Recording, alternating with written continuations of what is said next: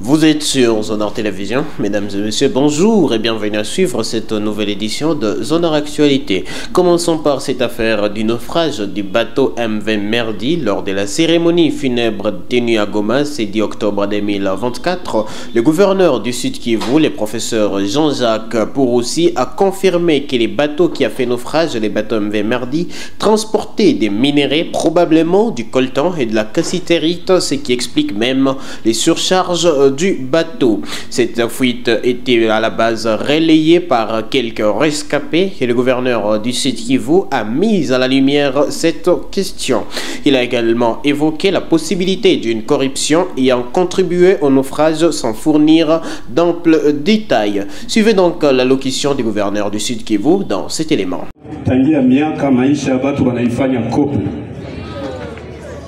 Na ile COP ndio natuma services zote za leta kumustari ziko chini. Concrètement, corruption, gestion crapuleuse de la chose publique, irresponsabilité. La dirigeant ba mingi betu kona bo hapa na bebiko Kinshasa bengi ba mwingine ba mwizi ba irresponsable. Ndio maana bandugu bapenzi batu bitu yote inakuwa ni kope tu. Asa ile kope ndio natuma bato ziko zi bateau est qu'on a capacité à 100. Et puis une première fois que la première ministre, Madame Judith Suminwa, s'est livrée à la presse congolaise pour parler des avancées de son programme gouvernemental et des perspectives d'avenir. Dans son interview, la première ministre, Madame Judith Suminwa, a loué les travaux de son gouvernement et affirme que le pays est en train de sortir du trou. Elle a félicité donc son gouvernement pour la stabilisation du taux d'échange bloqué autour de 2800 francs congolais selon elle. Retrouvez donc l'intégralité de son interview sur Zonor Télévision. Et puis parlons de l'affaire Moïse Katumbi. Les jeunes de l'opposition dans la province du Nord Kivu ont, dans une déclaration ce jeudi 10 octobre 2024 à Goma, dénoncé une tentative d'instrumentalisation de la justice contre l'opposant Moïse Katumbi, accusé d'avoir réhabilité sans autorisation préalable une piste d'aviation dans la province du Haut-Katanga. Cette déclaration a été lue par Espoir Ngaloukié, le coordonnateur de la Ligue des jeunes du parti Ensemble pour la République au Nord Kivu. Suivez donc. Nous, jeunes du Nord Kivu 1, membres d'Ensemble pour la République et du LGD, condamnons la tentative d'instrumentalisation de la justice à des fins politiques des œuvres sociales du président Moïse Katumbi Chapwe, consistant à réhabiliter l'hôpital et la piste d'aviation qui est rattachée dans la localité de Moulonde, territoire de Pueto, province du Haut-Katanga. Cette initiative vise la première personnalité de l'opposition de la République démocratique du Congo, intervient pendant qu'une vague de répression s'abat sur les opposants politiques et sur les activistes.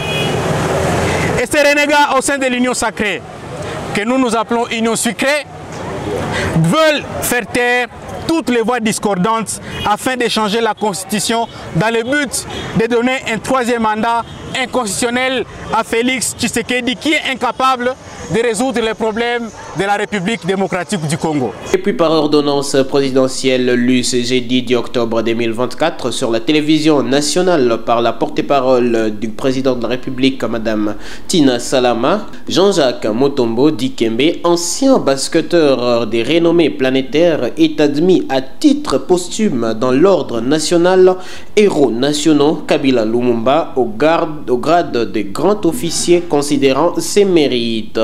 Motombo Dikembe Bradley est une figure emblématique de la NBA, quadruple lauréat du titre de meilleur défenseur de la Ligue. Cette reconnaissance est donc la considération de ses actions humanitaires, mais aussi de ses multiples mérites en tant que sportif. Je rappelle qu'il a quitté le monde ce 30 septembre 2024 suite à un cancer de cerveau. Et puis parlons du sport dans cette édition. Les Léopards de la République démocratique du Congo ont battu par un but à 0 les Taifa Stars de la Tanzanie au stade de Martyrs à Kinshasa. L'unique réalisation de cette confrontation a été un autobut marqué par l'attaquant tanzanien Frances Mzinze à la 55e minute de jeu qui a délivré un ballon tiré de la tête par Chancel Mbemba. Avec ses succès à domicile face à la Tanzanie, la République démocratique du Congo reste donc à la tête du groupe H avec 9 points en 3 matchs joués et se positionne très bien pour la CAN 2025. Les matchs retour RDC-Tanzanie comptant pour la 4e journée des éliminatoires CAN 2025 est donc prévu pour ce 15 octobre 2024 au stade Benjamin Mpaka à Dar es Salaam en Tanzanie. Si vous avez raté cette ambiance, retrouvez donc le résumé des matchs dans le journal des sports sur Sonar Télévision. Et puis pour finir, après avoir gagné une place au Conseil des droits de l'homme des Nations Unies par vote largement remporté, la République démocratique du Congo a pris donc 5 engagements, à savoir, dans un premier temps, la RDC compte mettre tout en œuvre pour réduire les cas de violence contre les femmes et les filles et pérenniser la masculinité positive. En deuxième lieu, la République démocratique du Congo promet donc de faire du droit de l'homme et du développement une réalité à travers des politiques et mesures législatives dans divers domaines. Et puis dans les mêmes ordres d'idées, le pays va renforcer la protection des civils grâce à une police de proximité et une armée républicaine respectueuse des droits de l'homme. Et à la 4e position, Kinshasa veut promouvoir la justice transitionnelle à travers la mise en œuvre de la politique nationale de justice transitionnelle sur toute l'étendue de la République démocratique du Congo. Et bien plus, la République démocratique du Congo compte renforcer l'espace civique à travers la protection des défenseurs des droits de l'homme et des journalistes à l'appui aux organisations et associations communautaires engagées dans l'inclusion et la lutte contre le discours de haine. Ce sera donc tout pour cette production. Mesdames et messieurs, merci à vous de nous avoir suivis jusqu'à la fin et à la prochaine.